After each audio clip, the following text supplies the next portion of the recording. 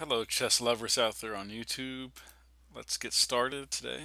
Um, we're going to be taking a look today at the Bogo-Indian, which is a very interesting opening choice. It's a very interesting defense for black. It kind of throws a curveball to white, and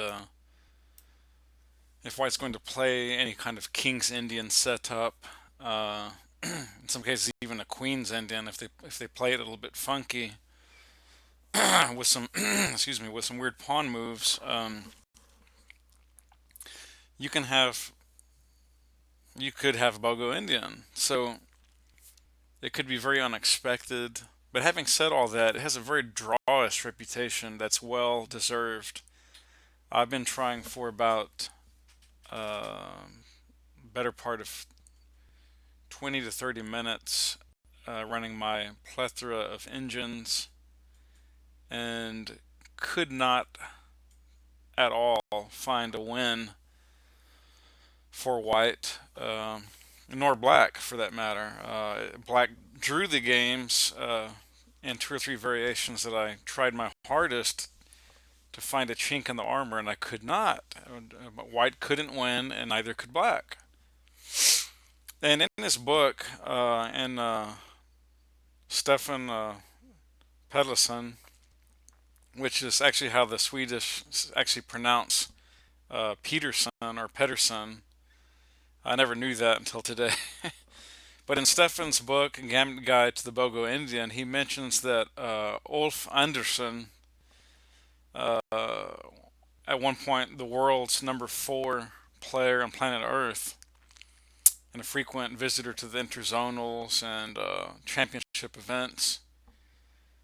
Obviously, I'm guessing probably one of the all-time strongest players out of. I think he was Swedish. I apologize if he wasn't. I'm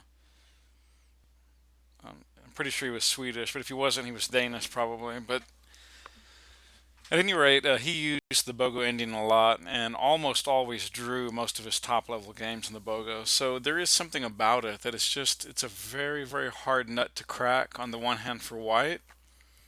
But on the other hand, it doesn't upset things enough um,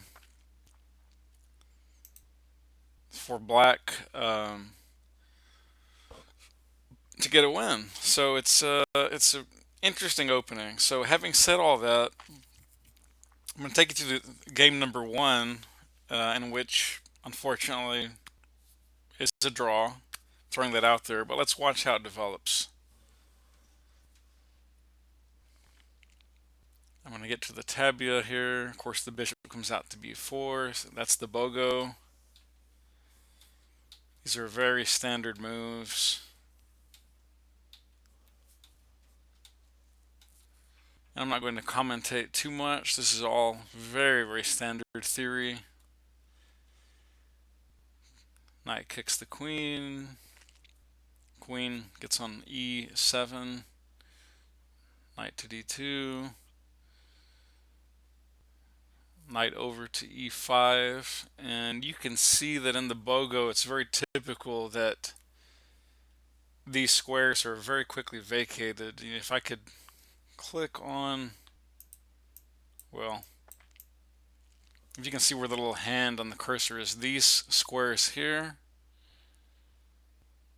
all this is just wide open here. So, and in particular these 4 squares, minus the knight, of course, on e5. Okay, so moving forward, f4, my favorite move in chess.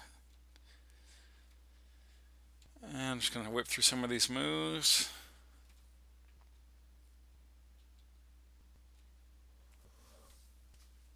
Okay, the rook comes to a very useful square there on d1.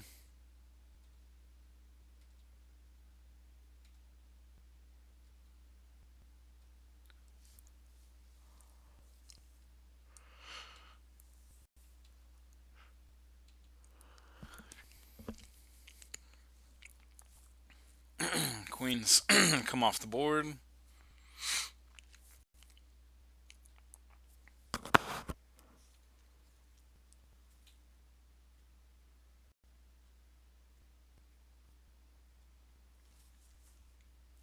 would think from the engine that white is doing fabulous, just fabulous, just really strong. I'm showing a .83 advantage.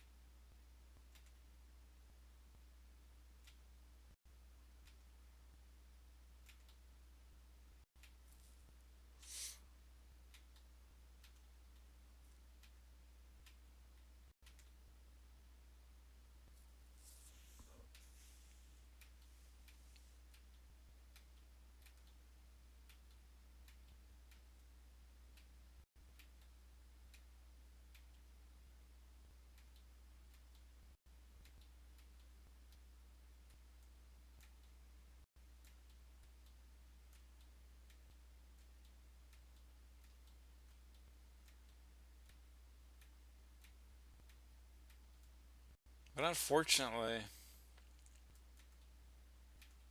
this is a draw, guys. All that for this. And we're drawing. There is no practical way in the world that you're going to be able to win this game against a bishop and two pawns. It's just not going to happen. And that was very disappointing, to say the least. Something went really bad as White got into this sort of this attacking vanguard pseudo fortress thing down here on the G and H4 with this rook controlling the E file. It's just bad news. It's just trying to think, was there anything better for White? Let's see.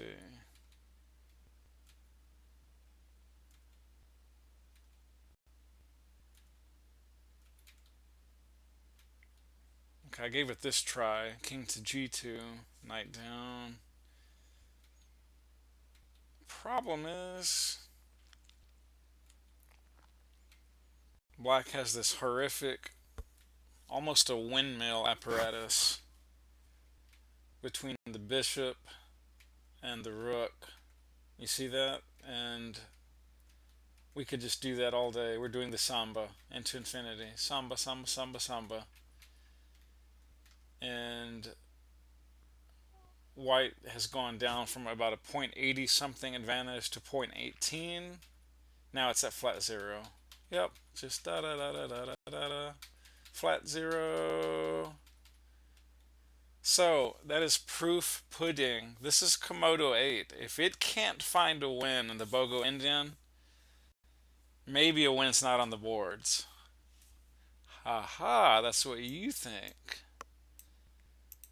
In actuality, there is, but you have to take it into Nomad's Land, and that's the reason I really wanted you watching this video today. Not just to watch a boring draw. No, no, no, no, no.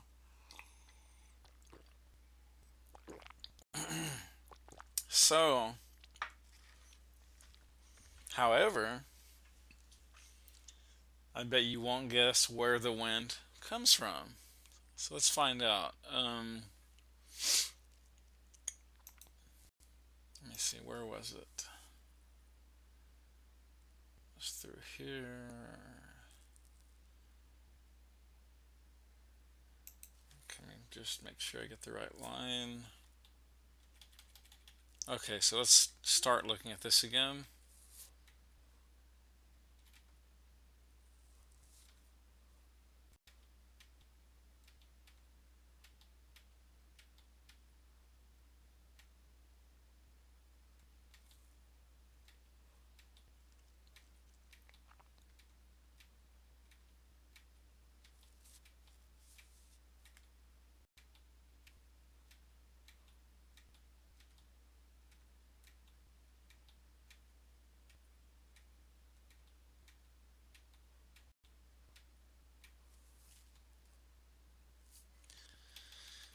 And I think, let's see.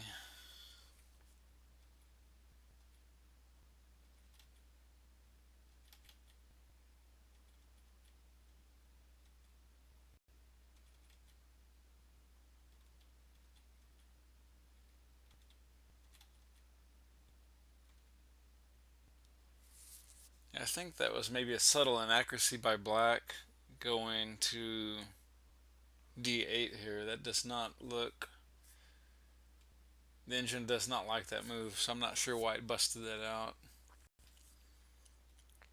White goes c5. Take exchanges. Rook comes up. And things are nowhere near out of hand yet. It's just showing about a 0.85 advantage for white.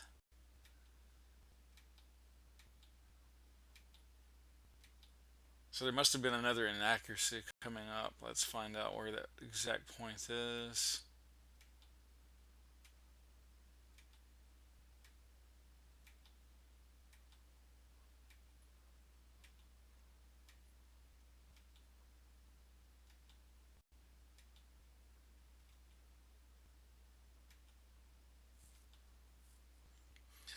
Okay, that's the other inaccuracy here. Black should not have taken on g5. It obviously opens the h file, and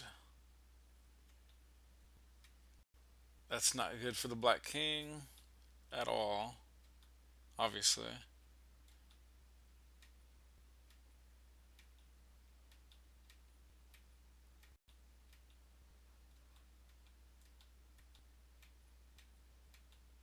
And with that extra piece, it's just a matter of time before black crumbles.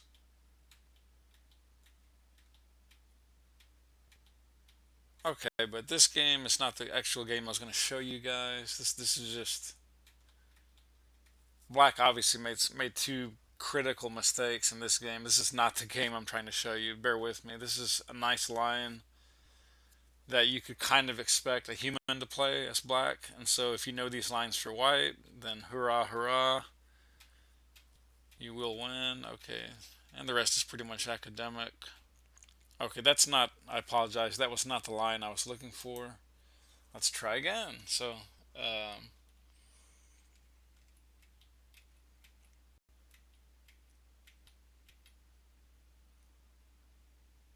okay, yeah, I think I'm approaching it now. This is the first game that we looked at. And these are all really powerful moves. I triple checked every move from either side, and this is the best that Komodo 8 could come up with. I would use Komodo 9 and I have it, but sometimes it causes my computer to lock up for some strange reason. I don't know. I've got an older PC I need to upgrade. Okay, so this is the difference. We had gone castles here in the first game that we looked at, and I'll just briefly run through some of these moves as a refresher. Remember, h4 is my favorite move, etc., etc. Okay, so backing up on move 10, instead of castles, oops, yeah, I found the berserk buckwild g4, and you may be scratching your head going, Steve, that is a crazy move. What are you doing? That is psychotic. Almost. I had a hunch that Black's king looks, for some strange reason, very vulnerable. Let's look for a fact that he really only has two knights. That's it. He has two knights protecting him right now, and two pawns. That's not a very ultra safe king. Let's just, you're going to be blown away at what happens. And these are not cheap little patzer responses by Black. This, I checked. These are Komodo 8's best responses to these moves. Knight over to g6. Queen back to d2. Knight comes down. Knight takes, obviously. Bishop takes. Queen up, threatening the bishop. Pawn down, securing the bishop. Rook over to g1. c5, threatening, challenging white's d pawn, d4. G crosses f. E crosses f. Knight to g5. And I think you guys will begin to admit that this is looking pretty suspicious for Black. Regardless of the powerful negative rating, this does not and cannot be good for black.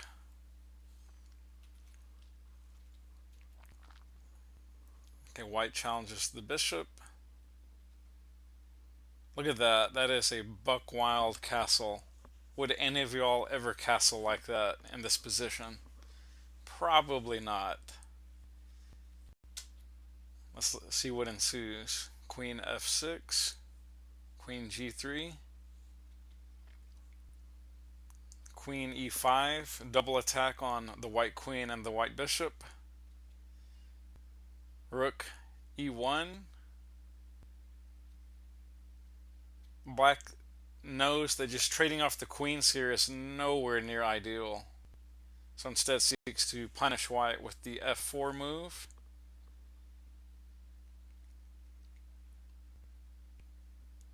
G4,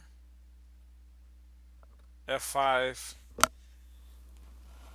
and Komodo screamed, queens, please exchange each other. Just, that's it. It couldn't find anything else, just queens come off.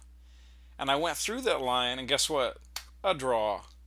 Even in this wackadoo position, a draw. And I said, nope, I refuse to go down like that. That is not going to happen here. Oops, that was the draw. H5 is a novelty as far as I know in this position. And watch what ensues. Knight e5. Bishop f1.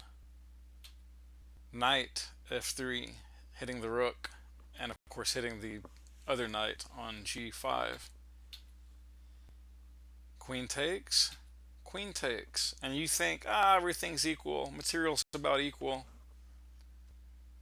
Once again, look at that king, look at the pawn on d7. The queen is right now cooperating with not one other piece of black's army. And it's about to get a whole lot worse. Bishop d3. Queen h4. Rook g1. Queen h6. Rook g4. g6. Rook g1. And it went from suspicious to all hell's fixing to break loose. Rook f6. Pawn h4. Uh-oh. Rook over to e8. King up to c2. Now that is a very strong quiet move, I assure you. King tucks back into h8. h5. Queen takes. Rook h1. Queen e5. Rook h4. And I'm wondering, well, we'll go through it in a second, but I don't think, visually at least, is this any good, or is that terrible? Oh, that's terrible. Yeah, it just takes with impunity. Queen is hit. Check. Queen is gone.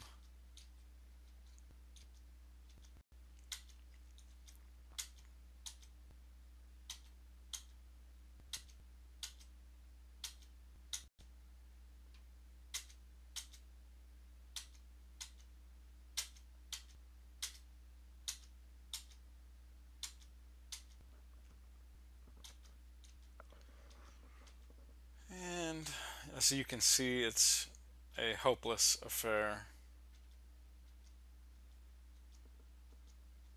Okay, so I'm not going to even go into that too much more. Let's see, just going to clean those pawns out, I would imagine. Okay, that's enough. You get the point. That's just going down, burning, gasoline fumes everywhere. So, coming back instead, black chose the far more sensible f7, rook f7. Boom. Bishop takes g6. Queen to e2. Queens come off, which is not helping because of d6. And you think, oh no, I just lost a rook. Doesn't matter. You just lost a rook as well for black. Now you're down a full piece. In fact, yeah, well, I don't know for sure that it is, but let's find out. Well, first we'll go through the game, then I'll come back and ask a question. This is all just technical, being a full piece up. Not a lot to see, just sweet in-game technique.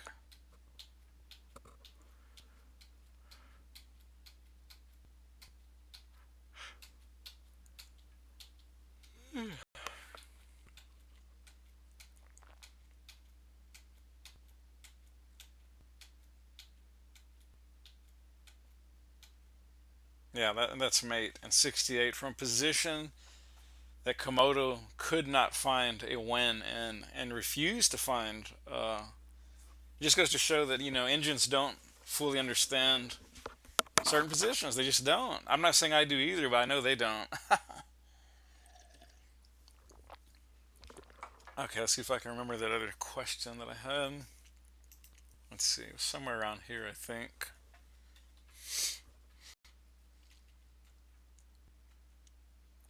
Oops, no, no, no, no, no.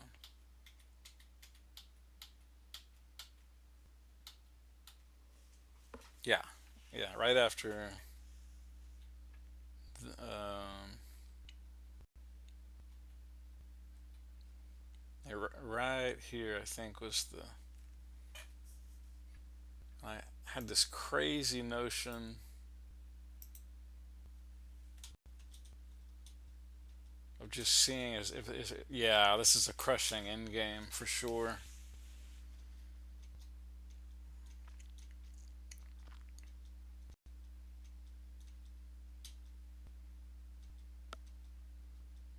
Mm-hmm.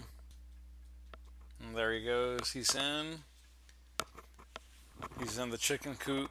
Fox is in the hen house.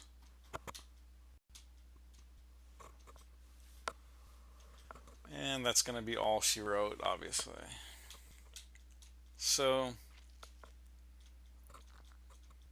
that would have been an easy and fun, practical way to end the game. And of course, Black would have resigned once they understood. Back here at move.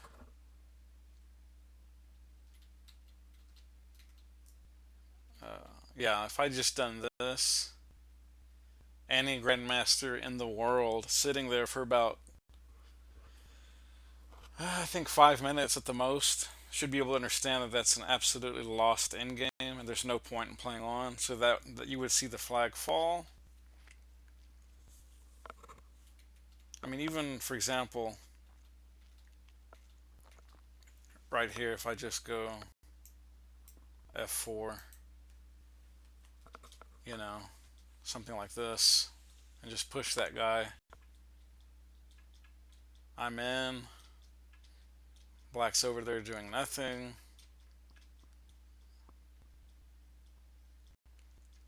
There goes the pawn. And yeah, it's already mate in like 12 or something. Okay, enough of that. So again, going back to this point in the game, that was my novelty. Queen h5.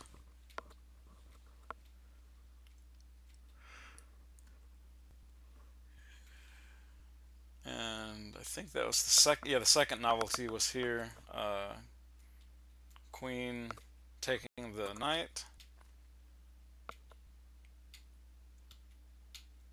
And this is a very foxy formation, very slyly bringing both of these rooks into a very quick, lethal-looking column of power.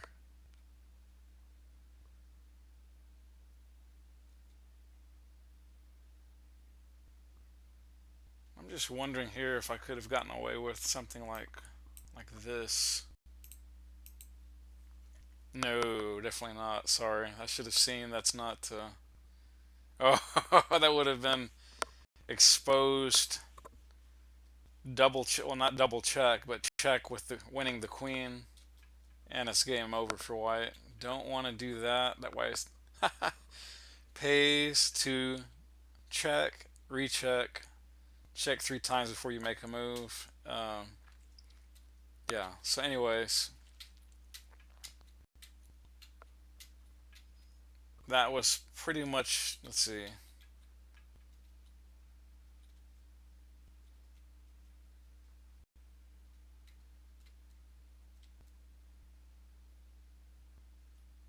Yeah, this that move may have been a subtle inaccuracy by black, rookie eight. But if you can tell me what a better move is for black, I'll give you $1.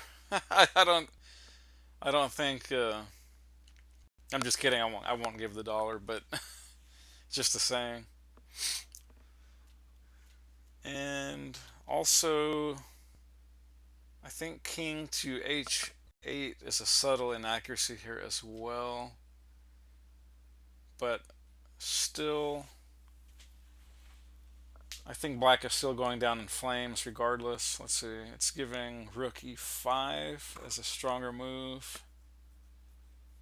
That makes sense. Let's try that.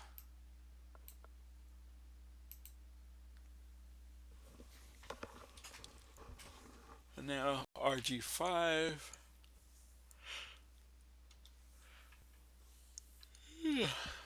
Let's see what else.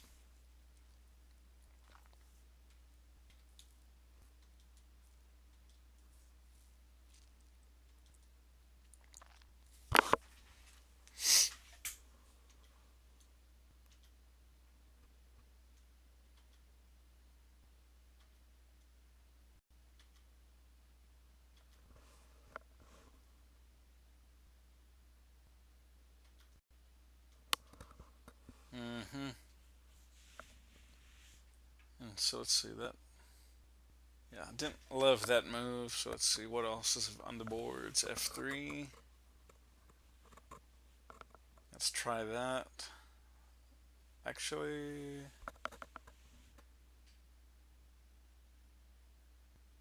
king f8 now. Huh. King f8. That's a weird looking move. Okay. Bishop d3.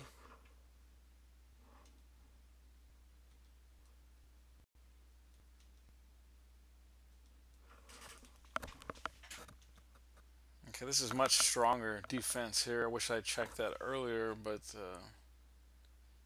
I still don't think it's enough to prevent a victory by white. I really just don't feel like it is. Let's find out.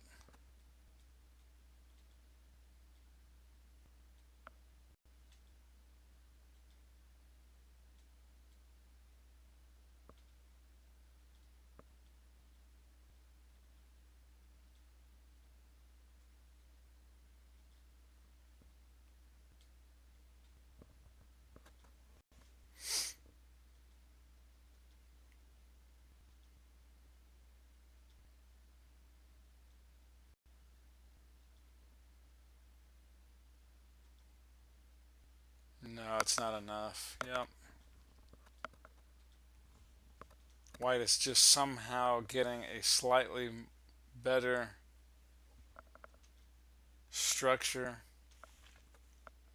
And that pawn on f3 was some kind of,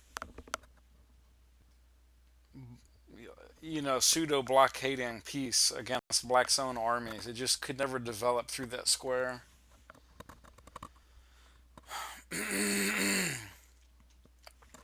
And that's a problem. Something to consider when you're developing. Sometimes your own pawns, your own pieces subtly prevent meaningful communication through those channels, through those diagonals, through those squares. So it's very subtle but true. Something many of us do not think about when we're playing the game of chess. Yeah, and that's just a crushing formation. Black is not going to be able to get through the the almost Meraxi bind down there on the A and C files. Those pawns are blockaded. Forced exchange, and white's going to get checked. I mean, excuse me, black.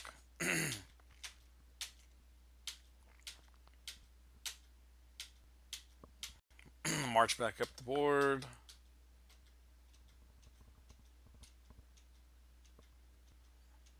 There we go. Queen. Now this black really made white work here for this thing. This was crazy hard. But it proves that if you think outside the box, you can even crack a hard nut like the Bogo-Indian. So I hope I gave you some food for thought. And remember, the Bogo is notorious for drawing.